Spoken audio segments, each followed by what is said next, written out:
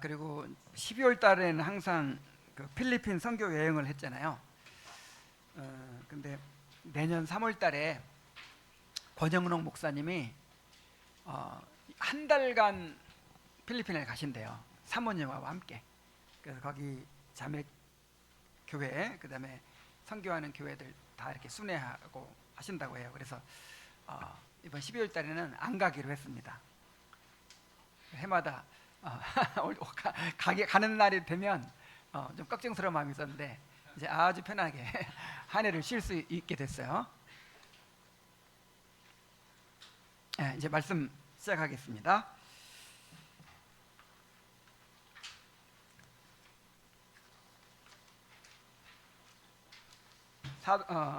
창세기 3장 8절입니다.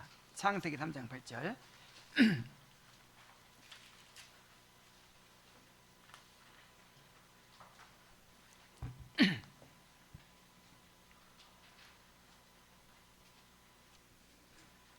그들이 그날 바람이 불 때 동산에 거니시는 여호와 하나님의 소리를 듣고 아담과 그의 아내가 여호와 하나님의 낯을 피하여 동산 나무 사이에 숨은지라. 여호와 하나님이 아담을 부르시며 그에게 이르시되 내가 어디 있느냐. 이르되 내가 동산에서 하나님의 소리를 듣고 내가 벗었으므로 두려워하여 숨었나이다. 이르시되 누가 너의 벗었음을 내게 알렸느냐. 내가 내게 먹지 말라 명한 그 나무 열매를 내가 먹었느냐. 아담이 이르되 아담이 하나님이 주셔서 나와 함께 있게 하신 여자 그가 그 나무 열매를 내게 주므로 내가 먹었나이다. 여호와 하나님이 여자에게 이르시되 내가 어찌하여 이렇게 하였느냐. 여자가 이르되 뱀이 나를 꾀므로 내가 먹었나이다. 여호와 하나님이 뱀에게 이르시되 내가 이렇게 하였으니 내가 모든 가축과 들의 모든 짐승과 더욱 저주를 받아 배로 다니고 살아있는 동안 흙을 먹을지니라. 내가 너로 여자와 원수가 되게 하고 내 후손도 여자의 후손과 원수가 되게 하리니 여자의 후손은 내 머리를 상하게 할 것이요 너는 그의 발꿈치를 상하게 할 것이니라 하시고 또 여자에게 이르시되 내가 내게 임신하는 고통을 크게 더하리니 내가 수고와 자식을 낳을 것이며 너는 남편을 원하고 남편은 너를 다스릴 것이니라 하시고 아담에게 이르시되 내가 내 아내의 말을 듣고 내가 내게 먹지 말란 나무의 열매를 먹었은즉 땅은 너로 말미암아 저주를 받고 너는 평생에 수고하여야 그 소산을 먹으리라. 땅이 내게 가시덤불과 엉겅퀴를 낼 것이라. 내가 먹을 것은 밭의 채소인즉 내가 흙으로 돌아갈 때까지 얼굴에 땀을 흘려야 먹을 것을 먹으리니 내가 그곳에서 취함을 입었음이라. 너는 흙이니 흙으로 돌아갈 것이니라 하시니라. 여기까지 보겠습니다. 타락의 결과는 죄와 비참이죠. 자, 타락의 결과가 뭐예요? 죄와 비참입니다. 지난주에는 타락의 결과 중에서 죄의 상태를 살펴보았죠. 자, 오늘은 비참의 상태를 살펴보려고 합니다. 자, 비참이 뭡니까? 슬플 비자, 참혹할 참자예요. 너무나도 슬프고 참혹한 상태를 의미합니다. 영어로는 미저리인데 불행, 고통, 비참함, 비운을 뜻하는 라틴어 미세리아에서 유래했습니다. 결국 비참은 죄의 결과로 인해 인간이 겪는 전 인격적 고통과 파괴, 즉 하나님 없이 살아가는 인생의 총체적인 불행을 가리킵니다. 자, 이 죄와 비참을 잘 알아야 돼요. 파스칼은 인간은 자신의 죄와 비참을 알지 못하면 하나님을 알 수 없다 그랬어요. 자, 왜 하나님을 찾지 않죠? 왜 하나님을 잘 모르죠? 뭘 몰라서 그래요? 죄와 비참을 몰라서 그래요. 인간에 대한 지식과 하나님에 대한 지식은 함께 간다고 그랬죠. 인간에 대한 지식이라는 게 다른 게 아니에요. 죄와 비참에 대한 지식이에요. 죄와 비참을 모르니까 인간을 모르고 인간을 모르니까 하나님을 모르는 것입니다. 병자가 자신의 병을 알아야 의사를 찾듯이 인간은 자신의 죄와 비참의 상태를 깨달을 때 비로소 하나님을 찾게 되는 것이죠. 그래서 신앙생활의 첫 걸음은 자신의 죄와 비참을 아는 거예요. 그러면 두 번째 걸음은 첫 걸음도 죄와 비참을 아는 것이고 또 계속해서 주님의 은혜와 참된 행복을 누리기 위해서도 끊임없이 죄와 비참을 알아가야 합니다. 그 말이 어디에 있죠? 하이델베르크 요리문답 제2문에 보면 우리의 유일한 위로, 우리의 유일한 행복은 우리 주님이시라 그랬죠. 삼위일체 하나님의 구원이라고 그랬죠. 근데 그 하나님일체 하나님의 구원을 누리고 그 행복을 누리기 위해서는 세 가지를 알아야 된다. 첫째, 죄와 비참을 알아야 되고, 그 죄와 비참에서 어떻게 구원받는지 알아야 되고, 그 다음에 죄와 비참에서 구원해 주신 그 은혜에 어떻게 감사해야 하는지 알아야 돼요. 전부 죄와 비참과 관련돼 있어요. 죄와 비참을 모르면 감사도 모르고 또 뭐도 몰라요. 어떻게 하나님을 예배하고 감사해야 될지도 모르고. 똑같은 거 아니겠나?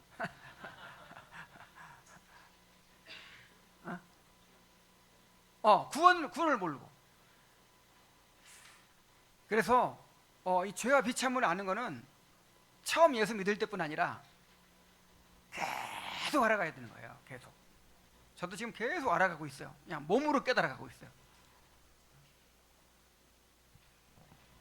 자, 오늘은 소요리문답 19문을 통해서 인간이 처한 비참의 상태가 무엇인지 구체적으로 살펴보겠습니다. 자, 19문을 함께 읽어보겠습니다. 시작. 사람이 타락하여 빠진 비참은 무엇입니까? 답. 모든 인류는 타락으로 하나님과의 교제를 잃어버렸고 그분의 진노와 저주 아래 있으며 그래서 이 생에서의 모든 비참과 죽음 자체와 그리고 영원한 지옥의 고통을 받게 되었습니다. 때로는 좀 단순하게 배우는 것도 유익해요. 이 대요리문답이 너무 자세하게 나와 좋긴 하지만 다 잊어버려. 근데 이 소요리문답 아주 단순하게 몇 가지 딱 기억하면 되니까 너무 좋아요. 인간의 비참의 상태가 뭐냐? 하나님의 교제 잃어버린 거. 야, 여기 얼마나 비참한 일인지 이제 배워야 되는 거예요. 또 그분의 진노와 저주 아래 있는 거. 그리고 이 생에서의 모든 비참. 야, 인간이 살아가는 게 진짜 비참한 일이구나. 그리고 그다음에 죽음 자체. 그다음에 영원한 지옥의 고통. 5가지죠. 그래서 비참이 뭡니까 하면 5가지가 딱 나오도록 그렇게 외우시기 바랍니다. 자, 첫 번째부터 한번 살펴보겠어요. 하나님과의 교제를 잃어버린 것이 비참이래요. 오늘 성경 말씀 봤죠? 그들이 창세기 3장 8절 다시 보면 그들이 그날 바람이 불 때 동산에 거니시는 여호와 하나님의 소리를 듣고, 자, 하나님이 아담과 하와를 만나시기 위해서 임재하신 거예요. 그럼 어떻게 해야 돼요? 하나님이 만약에 우리 주님의 교회에 딱 강림하시면 어떻게 해요? 얼마나 반가운 일입니까? 그렇죠? 정말 우리의 꿈이 이루어지는 거잖아요. 우리 아담과 하와를 찾아오셨으면 막 반가워가지고 막 반겨야 되는데 어떻게 했어요? 숨어버려요. 도망가버려요. 그래서 아담과 그의 아내가 여호와 하나님의 낯을 피하여 동산나무의 사이에 숨었다 그랬어요. 내가 동산에서 하나님의 소리를 듣고 내가 벗었으므로 두려워하여 숨었나이다. 자, 타락은 하나님과의 관계 단절을 가져왔어요. 타락이 전에는 하나님과 함께 동산을 거닐며 교제하면서 그렇게 즐거움을 누렸어요. 하나님의 임재는 그들의 기쁨이었고 행복이었습니다. 그러나 죄는 즉시 수치와 죄책감과 두려움을 불러왔어요. 자, 수치감과 죄책감이 우리 기본적인 감정이에요. 인간에게 자리 잡은. 자, 수치감, 죄책감. 자, 수치감은 뭐예요? 뭔가 부끄러운 거잖아요. 내가 부끄러운 상태에 있다는 것을 나도 모르게 인식하고 나를 있는 그대로 내놓지 못하는 거. 이게 수치감이에요. 다 수치감이 있죠. 그래서 그때부터 그게 이제 육체로 나타나가지고 옷을 입기 시작한 거예요. 그때는 옷도 안 입었어. 처음에는 수치감이라는 게 전혀 없어. 전혀 죄가 없으니까 옷도 안 입었어요. 근데 이제 죄를 범하고 나서부터는 이 본능적으로 수치감이 생긴 거예요. 그러니까 몸이 갑자기 부끄러워져. 내 알몸을 보일 수가 없어. 그래서 이제 무화과나무로 몸을 가렸죠. 그 다음에 수치감만이 아니라 뭐가 있어요? 죄책감. 이 죄에 대한 형벌을 느끼는 거예요. 책임과 형벌 의식을 가지고 있어요. 그러니까 두려워요. 수치감과 죄책감이 있으니까 뭐가 와요? 두려워. 하나님은 두렵고 사람이 두렵고. 그래서 무화과나무 잎으로 몸을 가리고 또 하나님의 낯을 피하여 숨었어요. 그리고 하나님 편에서도 그들을 에덴 동산에서 쫓아내시고 생명나무의 길을 막으셨어요. 이는 하나님과의 교제가 끊어진 것, 곧 영적 사망을 상징적으로 보여줍니다. 이것이 모든 비참의 시작입니다. 비참의 시작이 뭐예요? 하나님과 교제를 잃어버린 것. 이게 얼마나 비참한 건가, 이거를 뼈저리게 느껴야 돼. 우리 지혜가 만약에 하루아침에 엄마 아빠를 잃어버렸어요. 그럼 어떻게 돼요? 비참해지죠. 늘 그렇게 응석 부리고 그냥 뭐 다 해달라고 하고 매달리고 좋은 일이 때 나쁜 일에 달려갈 수 있는 부모가 없어. 얼마나 비참해져요, 아이가. 근데 그거보다 비교할 수 없이 하나님과의 교제를 잃어버린 인간은 비참해졌습니다. 인간은 하나님과 교제할 때만 의미와 목적이 있어요. 그분은 존재의 근원이시고 행복의 원천이십니다. 그런데 죄로 인해 하나님과의 관계가 끊어지니까 인간은 공허하고 무가치하고 불안한 존재가 되었어요. 다른 어떤 것으로도 이 공허함을 채울 수가 없어요. 왜냐하면 인간의 영혼은 하나님과의 교제 속에서만 참된 안식을 얻기 때문입니다. 참, 이것을 깊이 묵상했으면 좋겠어요. 그러니까 하나님과 교제의 맛을 알고 하나님이 내 삶에 어떤 의미인가를 아는 사람은 이거를 이해를 해. 근데 하나님 없어도 너무 잘 살아. 오히려 편해. 그런 사람은 하나님과의 교제가 끊어진 것이 비참이라는 걸 알지 못해요. 여러분, 벌 중에 최고 무서운 벌이 뭐예요? 출교잖아요. 출교. 교회에서 쫓아내는 거. 이거는 사탄에게 내어준 거라 그랬거든요. 사탄에게. 그러니까 끔찍한 벌이거든요. 여러분, 두려워해야 돼요. 그냥 쫓아내버려요, 그냥. 그럼 누구한테 내어준 거예요? 사탄에게. 근데 안 두려워. 왜 안 두려울까요? 그 그리스도의 몸된 교회 안에서 누리는 그 소망과 위로와 그 놀라운 부활의 능력을 경험하고 막 하나님을 즐거워 이런 거를 모르니까.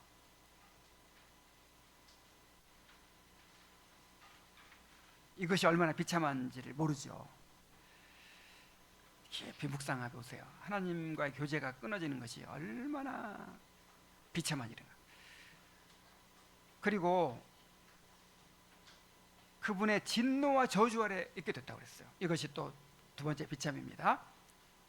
인간은 본질적으로 진노의 자녀입니다. 에베소서 2장 2절로 3절. 그때 너희가 그 가운데서 행하여 이상 풍조를 따르고 공중의 전세자를 따랐으니 공중의 권세 잡은 자를 따랐으니 곧 지금 불순종의 아들들 가운데서 역사하는 영이라. 전에는 우리도 다 그 가운데서 우리 육체의 욕심을 따라 지내며 육체와 마음에 원하는 것을 하여 다른 이들과 같이 본질상 진노의 자녀였더니. 자, 본질상 진노의 자녀래요. 죄를 지어서가 아니라 본성적으로 하나님의 진노 아래서 태어난 존재라는 뜻입니다. 하나님의 진노는 그냥 단순히 감정적인 폭발이 아니라 죄를 반드시 심판하시는 하나님의 거룩하고 의로운 분노입니다. 자, 인간은 태어날 때부터 하나님의 죄인으로서 하나님의 심판대에 서 있는 존재예요. 어디에 서 있어요? 하나님의 무서운 심판대 앞에서 살아가는 거예요. 얼마나 무서워요.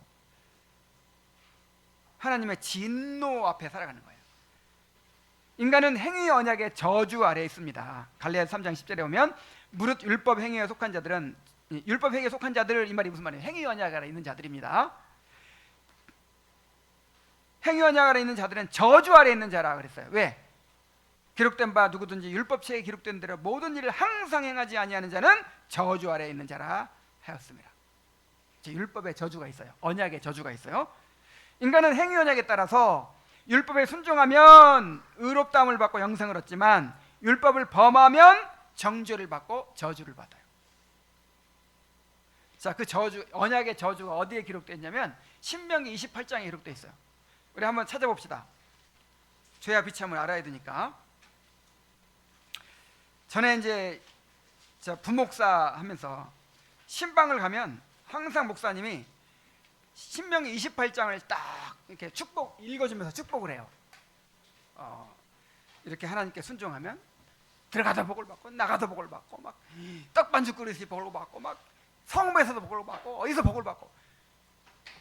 내가 그래서 조금 이렇게 뒷부분을 조금 보니까 막 저주가 엄청 많은데 이건 한 번도 안 읽어주고 앞에 부분만 딱 잘라가지고. 근데 보세요, 15절 이 축복은 짧아요. 엄청 짧아. 15절부터 마지막 몇 절까지입니까? 막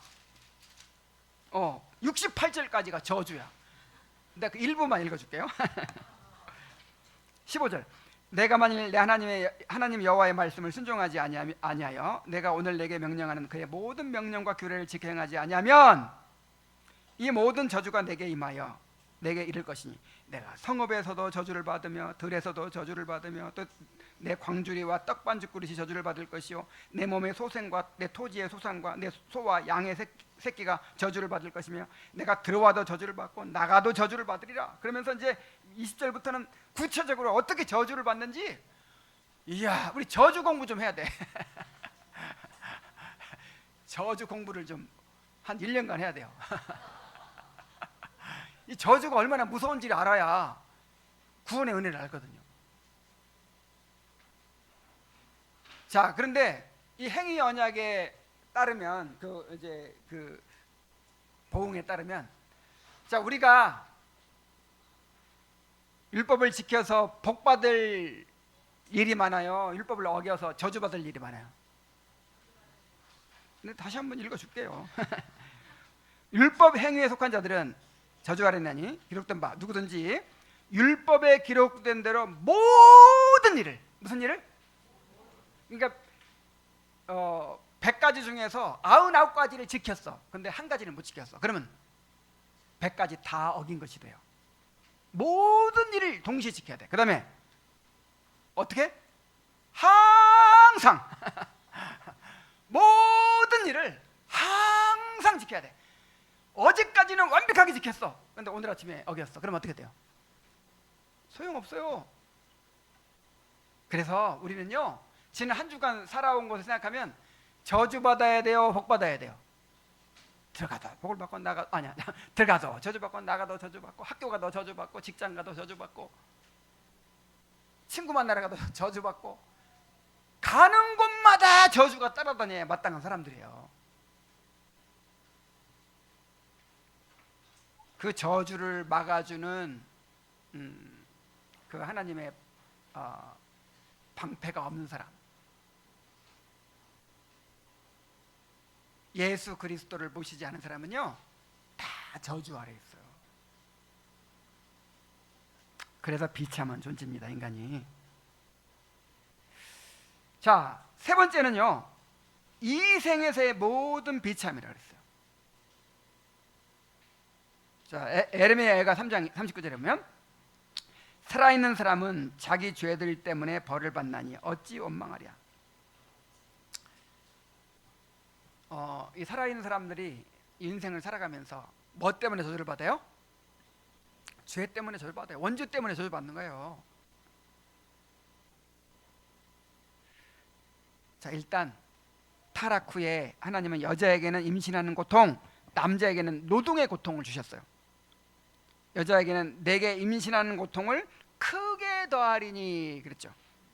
그러니까 임신하는 고통이라는 거는 그냥 꼭 아기 낳을 때 산통 그것만 얘기하는 것이 아니고 양육하는 거, 키우는 거, 그 다음에 남자에게는 무슨 고통? 평생 수고하여야 소산을 먹을 것이다. 그리고 땅이 뭘 낼 것이다? 가시덤불과 엉겅퀴를 낼 것이다. 그래서 흙으로 돌아갈 때까지 얼굴에 땀을 흘려야 먹을 것이다. 이 노동의 고통을 허락하셨어요. 하나님께서 우리에게 주신 복 가운데, 인간에게 주신 복, 하나님의 형상으로서의 그 복 가운데 가장 큰 복이 뭐냐면 생육하고 번성하는 복, 그 다음에 땅을 다스리고 정복하는 복, 최고의 복이에요. 근데 그 최고의 복이 저주를 받아가지고 최고의 고통이 됐어. 그래요, 안 그래요? 이야, 정말 그 자식을 한번 낳으면요 평생을 짐이에요. 아이고 짐덩어리. 애기 뭐 잉태할 때부터 고통이죠. 지금 교회도 못 나오고 있잖아 지금. 잉태할 때부터 고통인데 어른들이 그래요. 지금이 편해. 나봐. 나니까 이건 완전히 그냥 잠도 못 자 막. 와, 그냥 봐주질 않고 막 울어 제끼고 막 그냥 자기만 알고 그래가지고 고생하고. 그럼 또 어른들이 그래. 지금이 편해. 커봐. 사춘기 돼봐요. 말 안 들어. 어이구. 죽이지도 못하고 살리지도 못하고 그냥 속썩이고 그냥 또 자기 의지가 생겨가지고 다 지 마음대로 하려고 하고 그냥 아이고. 그래가지고 크면 이제 시집 보내면 여러분 시집 보낼 때 돼봐요. 아이고. 결혼시키면 우리 송미정 성도님 봐요. 그냥 늘 그냥 전전긍긍. 아니 시집 보내버리면 그릇만이 아니라 보내고 나서도 늘 전전긍긍. 언제까지? 죽을 때까지. 우리 장모님 보니까 90이 다 됐는데 아직도 그렇게 가지 많은 남에 바람 잘 날 없어요. 6남매 중에서 5남매가 너무 잘 사는데 한 사람만 뭐 안 좋아도 그냥 너무 그렇게 근심하고. 그래가지고 그렇게 축복이 되어야 될 생육하고 번성하는 복이 참 고통이 됐어요. 고통의 과정. 그리고 하나님의 형상으로서 땅을 정복하고 다스리는 게 얼마나 영광스러운 일이고 정말 이게 일이라는 게 너무 큰 축복이거든요. 근데 이 일이 우리에게 어떻게 됐어요? 고통이 됐어요. 지금 최고 힘든 게 뭐예요? 빼 빠지게 먹고 사느라고 고생하는 거잖아요. 그리고 그냥 직장에 꼭 뭐가 있어? 가시와 엉겅퀴가 나. 여러분 가시와 엉겅퀴 날 때 당연하게 생각하세요. 하나님이 난다고 하더니 났구나. 막 가시에 찔리고 막 상처 있고 그럴 때 죄를 생각하세요. 정말 인간의 죄가 이렇게 무서운 거구나. 뭐 어디 직장 옮기면 더 좋은 거 아니에요. 또 거기 가면 또 가시가 있어. 그래서 평생 땀을 흘려야 먹는다고 그랬어요. 고생해야 먹는다고 그랬어요. 자, 기본적으로 이렇게 자녀 출산하는 거, 여기 부부 생활도 있어. 부부 생활도 여기 뭐야. 남편은 너는 남편을 원하고 남편은 너를 다스릴 것이니라. 그냥 서로 그냥 갈등을 일으키고 그냥 부부간에 함께 사는 것도 참 힘들죠.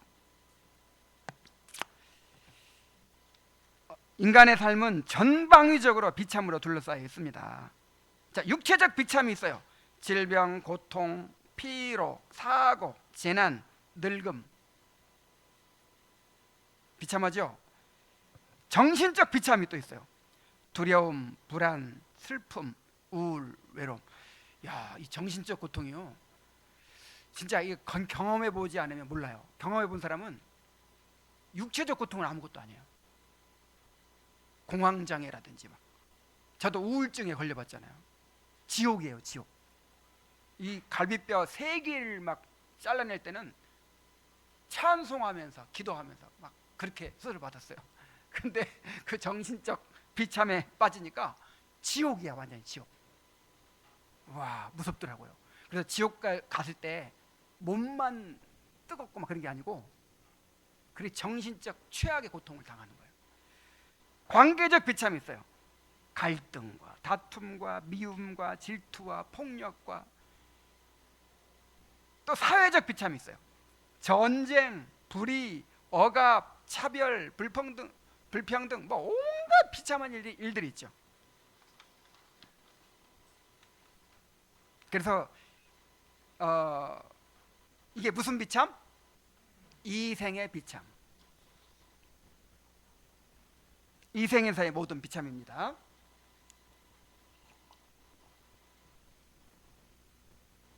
그래서 여러분 우리가 이거를 기억해야 돼요. 하나님이 너무 자비하셔가지고 사실 우리가 극도의 비참한 상태로 살아가야 마땅하거든요. 그래야 구원받기도 쉬워. 막 그래야 주님 붙들지. 그러면 인간이 못 견뎌요. 못 견디고 이 사회가 유지가 안 돼요. 그래서 하나님이 아이고 너무 그 죄에 대한 형벌만 주면 안 되겠다. 그래서 위로를 좀 남겨두셨어요. 은혜를 남겨두셨어. 그게 일반 은혜죠. 그래가지고 그냥 이 죄와 비참의 세상에 곳곳에 위로를 뿌려두시고 기쁨을 뿌려두셨어요. 그래가지고 우리가 힘들게 직장 생활하면서도 위로가 있어요, 없어요? 있어요. 연차를 딱 받아가지고 오랜만에 쉬면서 그냥 휴식을 누리기도 하고, 휴가를 받아 어디 놀러 가기도 하고, 또 가족 간에 어제 우리 결혼 37주년 기념일이었어요. 그래서 처음으로 꽃을 샀어요. 그래서 그다음에 몇 시간 걸려서 막 편지 써가지고 이렇게 읽어주고, 야, 그 참 좋더라고요. 해보니까. 자, 이런 기쁨. 근데 내가 왜 이런 걸 말씀드리냐면, 자, 이런 기쁨과 위로가 있어요, 없어요? 그거를 하나님의 자비로 생각해야지, 내가 당연히 누릴 권리다 이렇게 생각하면 절대 안 돼요. 근데 이게 너무 착각하기가 쉬워. 지금 여러분 세계 역사를 보든지 교회 역사를 보든지 지금 우리가 살고 있는 지금 이 상황, 이게 비정상적이에요. 사실은 너무 평안해, 너무 풍요로워, 너무 자유로워. 그래요, 안 그래요? 한번 역사를 보세요. 5,000년 역사에 이렇게 배불리 살아본 적이 없다니까요. 교회 역사 가운데 이렇게 핍박이 없이 예수 믿는 사람이 대접받는 시대는 역사상 없었어요. 그래서 이렇게 누리다 보니까 이제 어떤 생각이 드냐면 권리의식이 생겨요. 무슨 의식? 나는 마땅히 누려야 돼. 누리고 살아야 돼. 누리고 살지 못하면 막 억울해해. 막 한이 남아요. 막 다른 사람 다 해외여행 다니고 하는데 나는 지금 해외여행 한번 못 가고, 막 이런 식으로. 여러분 지금 우리가 무슨 권리가 있는 거 아니라니까요. 그냥 비참의 상태에 살아가요. 그러니까 우리 인생을 이 비참의 상태에서 살아가는 것으로 우리가 깨달아야 돼요.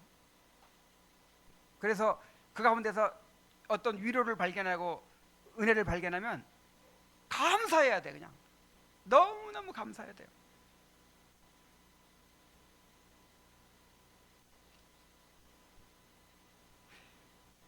자, 그런 점도 한 가지 있고, 또 한 가지가 뭐냐면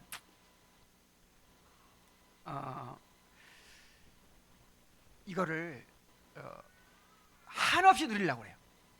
이게 절제라는 게 필요하거든요. 뭐가 필요해요? 자, 우리가 세 가지 위로가 있다고 했죠. 죄악적 위로, 본성적 위로, 그 다음에 영적인 위로. 자, 죄악적인 위로는 무조건 금해야 돼. 그 다음에 본성적인 위로는 뭐예요? 하나님께서 합법적으로 누리도록 허락하신 거.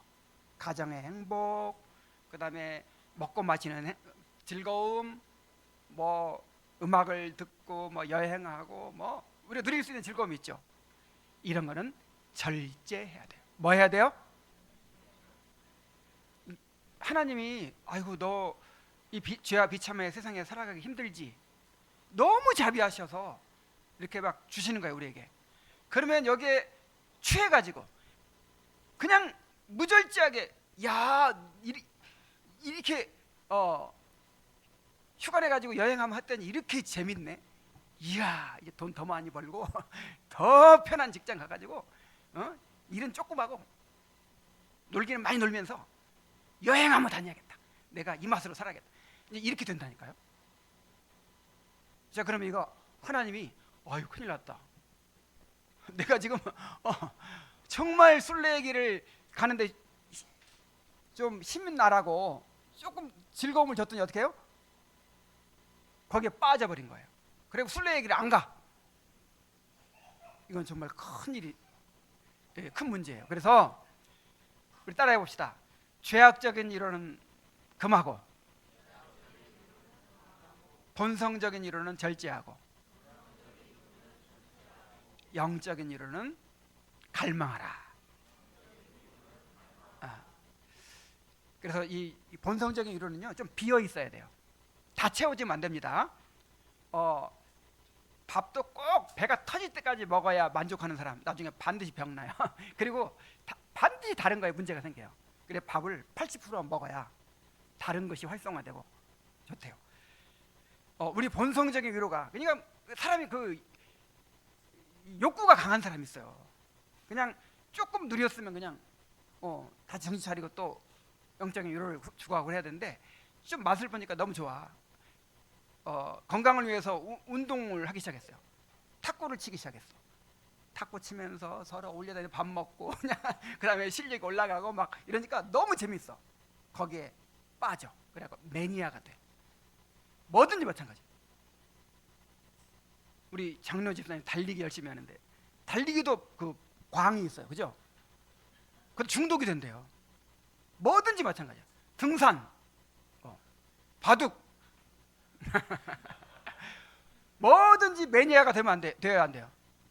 항상 부족하게. 그냥 끝까지 가면 안 돼.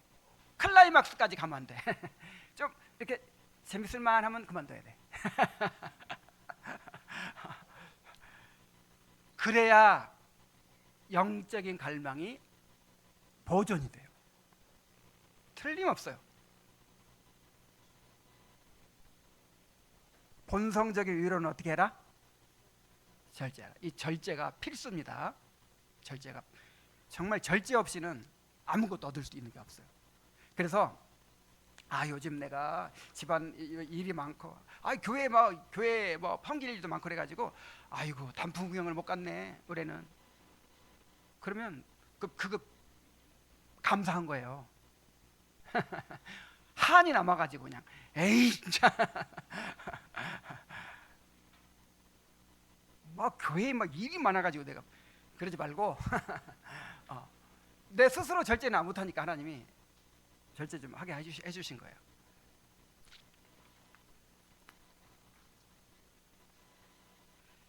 정말 이 세상은 죄와 비참의 세상이에요. 이거 기억하시기 바랍니다.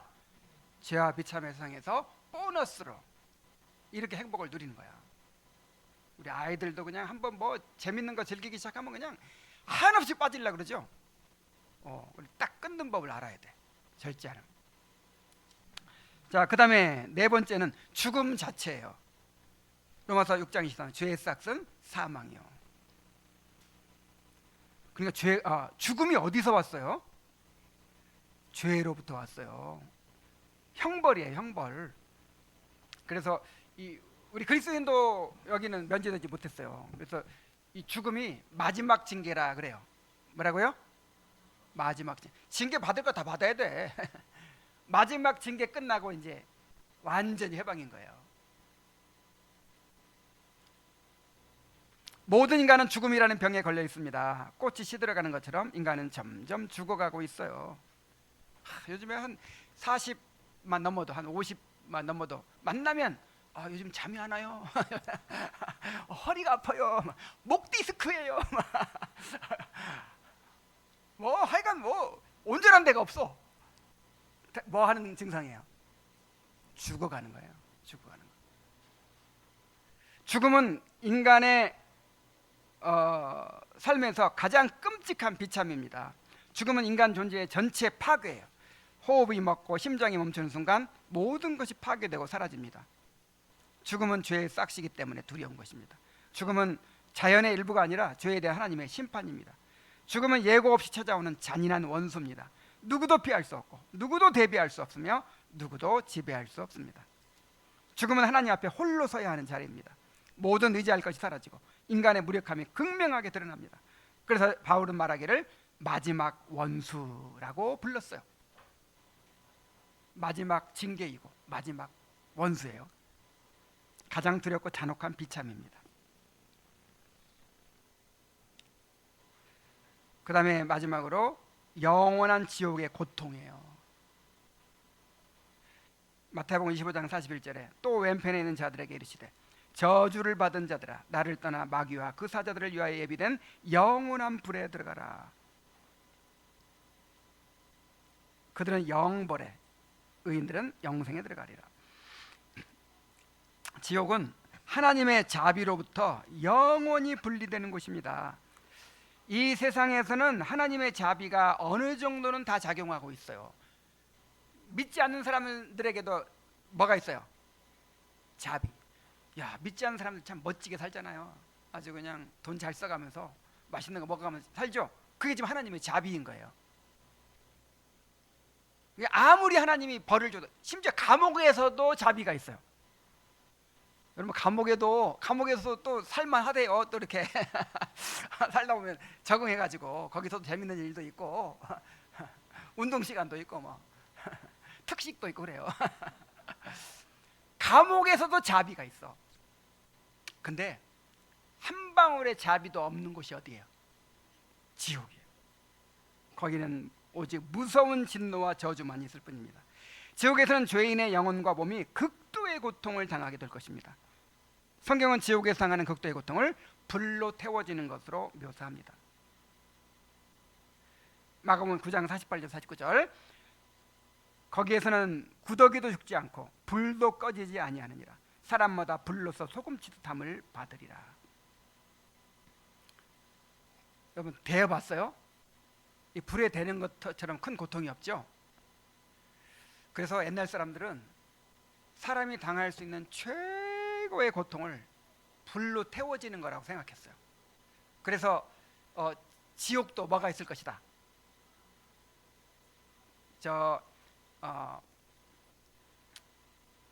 예루살렘 성 밖에 갑자기 그 계곡 이름이 생각 안 나네. 무슨 계곡이죠? 그 항상 쓰레기 태우는 곳. 거기서 불이 항상 탔거든요. 그래서 그런 식으로 지옥에는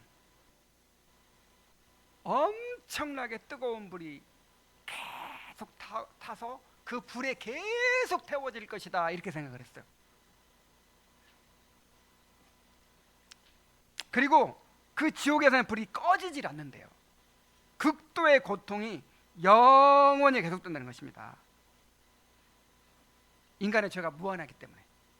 인간의 죄가 어느 정도 큰 죄냐면, 하나님이 무한하신 하나님인데 그 무한하신 하나님에 대한 죄이기 때문에 그 죄의 크기도 무한해요. 그리고 지옥에서는 벌 받아도 회개를 해요 안 해요? 지금 이 땅에서는 악인들의 죄가 억제되고 있거든요, 하나님의 은혜로.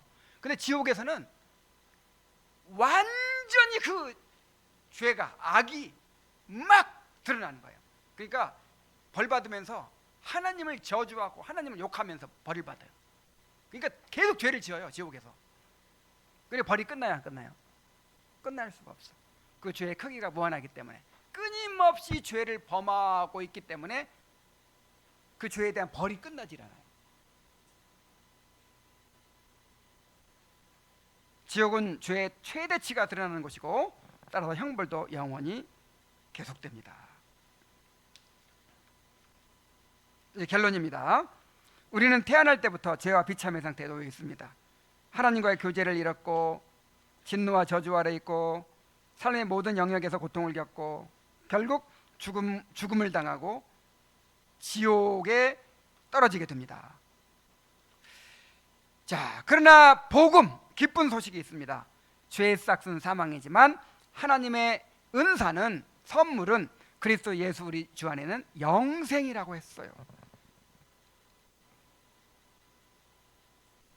예수님을 믿으면 예수님께서 우리 대신 죄값을 치르시고 그 저주를 대신 담당하셨기 때문에 이제 이 죄와 비참을 면하고 영생의 선물을 받게 됩니다. 우리가 처한 비참이 크기 때문에 그리스도의 은혜는 더 크고 더 영광스럽고 더 기쁘고 놀라운 것입니다. 그래서 비참을 아는 것은 복음으로 나아가는 유일한 길입니다. 우리의 비참이 깊을수록 그리스도의 은혜는 더 밝게 빛납니다. 이 비참을 깨달아서 그리스도의 은혜를 더욱 붙들고 또 감사의 삶, 거룩한 삶으로 나아가게 되기를 바랍니다. 이제 우리 함께 기도하겠습니다. 자, 오늘 오전에 말씀